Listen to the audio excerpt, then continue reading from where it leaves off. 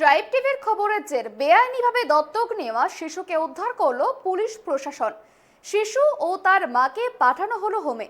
অবাক করা এই ঘটনাটি ঘটেছে চুঁচুড়া থানার অন্তর্গত চ্যাটার্জি বাগান এলাকায়।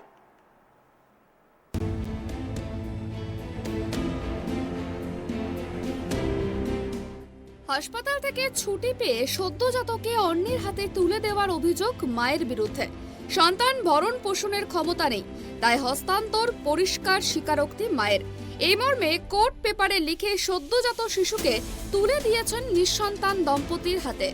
অবাক করা এই ঘটনাটি ঘটেছে চুঁচুড়া থানার অন্তর্গত চ্যাটার্জি বাগান এলাকায়। ট্রাইব টিভির খবরের জেরে বেআইনিভাবে দত্তক দেওয়া শিশুকে উদ্ধার করল পুলিশ প্রশাসন। ওই দুধের শিশু ও তার মাকে পাঠানো হলো হোমে। ভরণ পোষণ করতে পারবেন না বলে সদ্যজাত শিশুকে নিঃসন্তান দম্পতির কাছে দত্তক দিয়েছিলেন পোলবার সুগন্ধার ইটভাটার শ্রমিক রূপে কর্মরত মা। 100 টাকার কোর্ট পেপারে লিখে হয়েছিল সেই বেআইনি হস্তান্তর। সেই খবর প্রকাশিত হওয়ার পরেই নড়ে চড়ে বসে হুগলি জেলা প্রশাসন। শিশুটিকে দত্তক নিয়েছিলেন চুঁচুড়া চ্যাটার্জি বাগান এলাকার দম্পতি যাদব এবং বুলু মণ্ডল। জেলা চাইল্ড প্রোটেকশন আধিকারিক চুঁচুড়া থানার পুলিশ গিয়ে সেই শিশুটিকে উদ্ধার করে। মণ্ডল দম্পতিকেও নিয়ে আসা হয় থানায়। এরপর সুগন্ধার ওই ইটভাটা থেকে শিশুটির মাকে নিয়ে আসে পুলিশ। থানায় তাদের জিজ্ঞাসাবাদ করা হয়। পুলিশ চাইল্ড ওয়েলফেয়ার কমিটির হাতে তুলে দেয় শিশুটিকে। CWC কন্যগড়ে একটি হোমে পাঠিয়ে দেয় শিশু ও তার মাকে। প্রশাসন সূত্রে খবর, শিশুটিকে যেভাবে দত্তক নেওয়া হয়েছিল তা বেআইনি। শিশুটির ভবিষ্যৎ নিয়ে চিন্তা আছে।